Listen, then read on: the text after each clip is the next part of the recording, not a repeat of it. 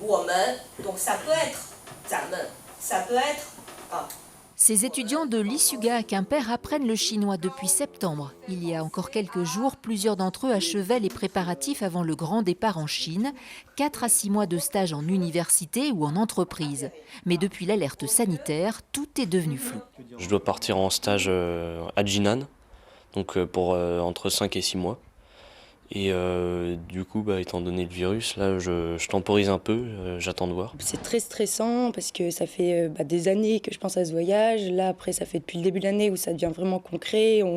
Avec ma copine, on regardait vraiment tout ce qu'on allait pouvoir faire dans cette ville. Et puis c'est vrai que un peu au dernier moment, ça s'écroule un peu. Notre école a déjà eu affaire à des crises comme ça. Il y a eu Fukushima en 2011 et ils ont quand même réussi à trouver d'autres possibilités à gérer la crise. Donc pour l'instant, c'est surtout une déception. Tout en suivant heure par heure la progression du coronavirus, l'école planche sur un plan B.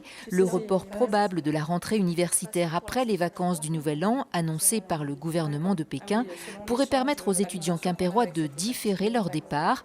Mais l'école imagine aussi d'autres solutions.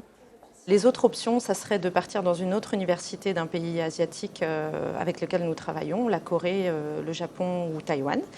On est en train de prendre contact là avec ces personnes-là, mais effectivement dans toute l'Asie, comme disait Lynn, c'est les congés annuels du Nouvel An chinois, donc les réponses, on ne sait pas si on les aura tout de suite. Les élèves et leurs parents craignent d'y être de leur poche pour les frais déjà engagés, avions, visas ou hébergement. Seule évidence dans cet océan d'incertitude, les étudiants quimpérois pourront valider leur année, même si le stage devait être reporté ou annulé.